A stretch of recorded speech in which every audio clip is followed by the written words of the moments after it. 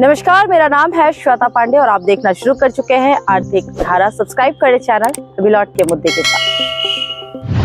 नमस्कार, मैं पूनम और आप सभी का स्वागत है आर्थिक धारा में। संसदीय चुनाव के बीच में अब चर्चा हो रही है धनबाद की, धनबाद के कोयलांचल और वहां की राजनीति के बारे में। तो बने रहे हमारे साथ इस वीडियो में, जाने क्या हलचल है 25 मई को होने वाले मतदान को लेकर। क्या धनबाद की राजनीति में हो चुकी है धमाकेदार एंट्री गुजराती लॉबी की? क्या डुल्लू महतो को भाजपा कैंडिडेट बनाया है इसी ने? राजनीति गलियारों में मजबूती से हो रही है चर्चा, क्या मारवाड़ी राजस्थानी लॉबी के उद्योगपतियों से छिन जाएगा वर्चस्व? क्या यही लॉबी कर रही है डुल्लू का विरोध? क्या सरयू धनबाद के में सक्रियता का इसका ही है परिमाण? क्या डुल्लू महतो बनेंगे गुजराती लॉबी का लोकल चेहरा? धनबाद संसदीय क्षेत्र में डुल्लू की लगातार मजबूत होती स्थिति क्या इतिहास दोहराएगी धनबाद कोयलांचल में? धनबाद के धन और राजनीति के संबंधों को खंगालते हैं आज, खोलते हैं अतीत के पन्नों को एक एक करके। देश में पहली बार कोयले की जानकारी मिली 1774 में आसनसोल के एगोड़ा में। कॉमर्शियल माइनिंग शुरू हुई 1821 से, परवान चढ़ा 1835 तक।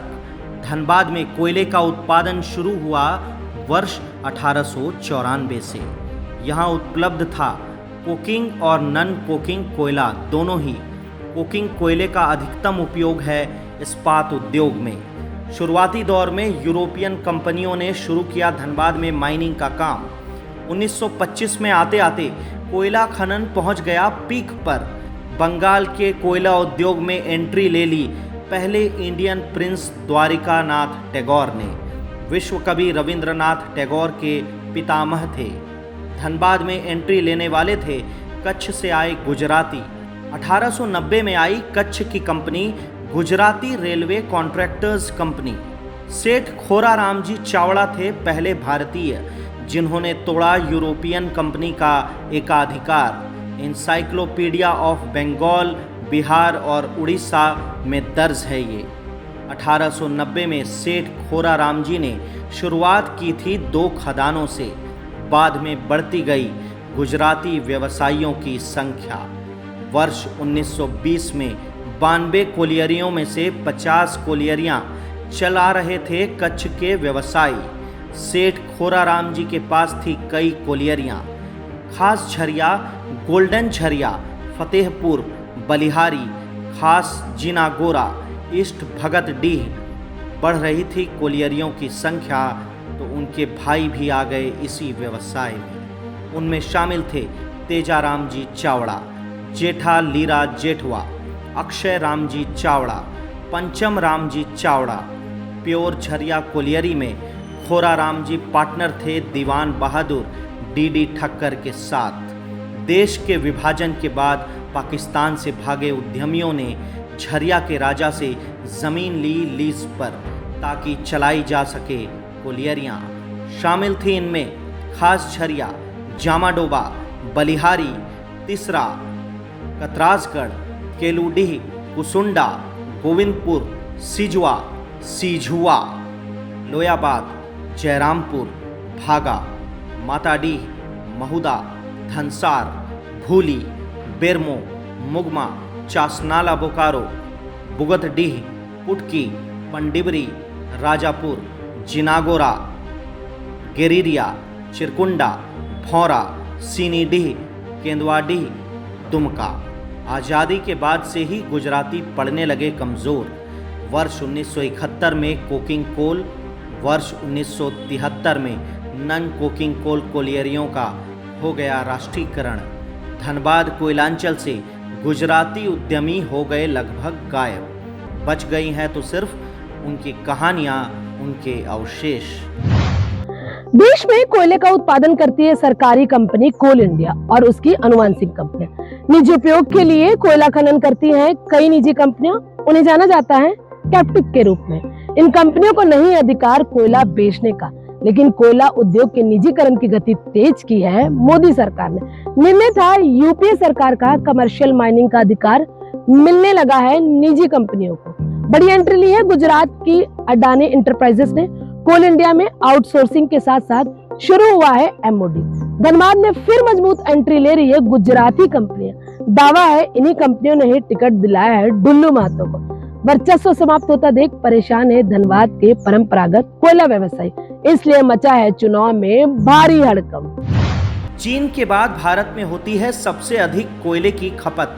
मांग है 1000 मिलियन टन से अधिक प्रति वर्ष। कोल इंडिया का उत्पादन है 650 मिलियन टन तक। बाकी कोयला आयात होता है इंडोनेशिया, ऑस्ट्रेलिया, साउथ अफ्रीका से। पहले कोल इंडिया में शुरू हुई आउटसोर्सिंग, निजी कंपनियों ने शुरू किया उत्पादन सरकारी कोलियरियों में, प्रति टन उत्पादन की कीमत दर पर।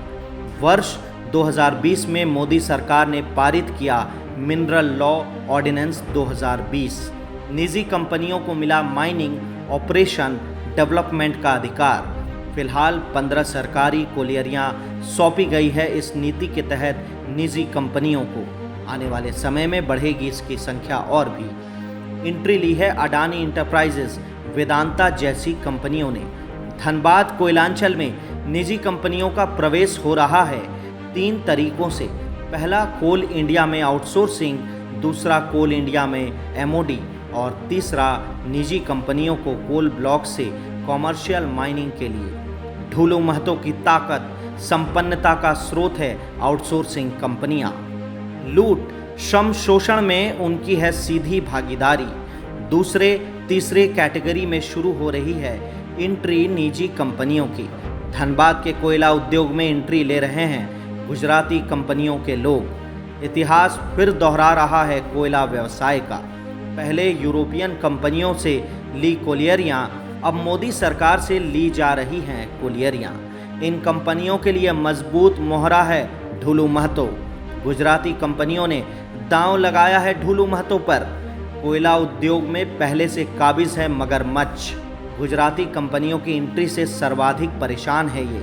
साम्राज्य बचाए रखने के लिए कर रहे प्रयास। ढुल्लू महतो की मात होगी उनकी पहली जीत। यही कारण है कि उन्होंने विरोध शुरू कर दिया है चौतरफा ढुल्लू महतो का। काले हीरे की काली पूंजी और राजनीति एक दूसरे को कर रहे हैं आत्मसात। पहले यह होता था पर्दे के पीछे, अब होने लगा है खुला खेल। फारूखाबादी। तो इस संबंध में इस वीडियो में इतना है। शीघ्र ही मिलते हैं अगले वीडियो में। करेंगे चर्चा कृष्ण अग्रवाल सरयू राय के विरोध की इन स्टोरी की। अपनी प्रतिक्रिया जरूर दे कमेंट बॉक्स में। आपकी सहमति असहमति काफी मायने रखती है हमारी टीम के लिए। बने रहें आर्थिक धारा के साथ, क्योंकि हम जुड़े हैं अपनी माटी अपनी थाती। अब खबरें कुछ फटाफट। AIMIM के जिला अध्यक्ष दानिश अजीज ने किया दावा, राजनीतिक कारणों से फंसाया गया है उन्हें फर्जी आपराधिक मामलों में। पुलिस पर लगाया साजिश का हिस्सा बनने का आरोप। जिला न्यायालय ने कर दिया सब कुछ स्पष्ट, दोषी होते तो होते अभी जेल में। मुख्यमंत्री ममता बनर्जी, प्रधानमंत्री नरेंद्र मोदी कर रहे धर्म की राजनीति। जनता अब इनके झांसे में नहीं आने वाली। शीघ्र समाप्त होगी इन दोनों की राजनीति। ममता पर कुरान को अपमान करने का आरोप। दुर्गापुर में तृणमूल के छात्र संगठन में हुआ गुटिया संघर्ष, घायल हो गए कई सदस्य। घटना हुई माइकल मधुसूदन मेमोरियल कॉलेज परिसर में। कॉलेज कैंपस में है छात्र परिषद के उपाध्यक्ष इमरान खान का वर्चस्व। दुर्गापुर गवर्नमेंट कॉलेज में प्रभाव है जिला तृणमूल महासचिव शुभज्योति मजूमदार के समर्थकों का। इस गुट के छात्र शेख मोइनुद्दीन ने किया दावा। कॉलेज से वापस घर लौट रहे थे वे अपने सहयोगियों के साथ। उन पर हमला किया इमरान खान के समर्थकों ने। सभी को एक कमरे में बनाकर रखा गया बंधक। की गई बर्बर पिटाई। किसी तरह भागकर सभी पहुंचे दुर्गापुर थाना। 3 छात्रों को दाखिल कराया गया है दुर्गापुर महकमा अस्पताल में। शुभज्योति मजूमदार ने की पुष्टि। पूरी जानकारी दी गई है पार्टी नेतृत्व को। धनबाद संसदीय इलाके की प्रत्याशी अनुपमा सिंह के समर्थन में निरसा विधानसभा इलाके में उनके विधायक पति जयमंगल सिंह ने चलाया प्रचार अभियान। मैथन में पंचायत प्रतिनिधियों को किया गया सम्मानित। इधर इंटक नेता सुरेश चंद्र झा से हो गया उनका आरोप प्रत्यारोप। श्री झा की चुनावी सक्रियता के बारे में उन्होंने दावा किया। मजदूर होने के नाते यूनियन से किया गया है उन्हें निष्कासित। दूसरी ओर श्री झा ने कहा, राजनीति में बच्चा है विधायक जयमंगल सिंह, अनुकंपा पर मिली है राजनीति। बोकारो के फुसरो बाजार में दिन दहाड़े चली गोली, मोती अलंकार ज्वेलर्स के मालिक थे निशाने पर। भुवनेश्वर सिंह बंद पेट्रोल पंप के सामने मुख्य पथ से हुई फायरिंग। युवा व्यवसायिक संघ के रवि सिंह ने दी जानकारी। बाइक सवार 2 युवकों ने दुकान के सामने की फायरिंग। दुकान के सामने का शीशा हो गया क्षतिग्रस्त। घटनाक्रम सीसीटीवी कैमरे में कैद हो गई। पुलिस अधिकारी कर रहे मामले की जांच।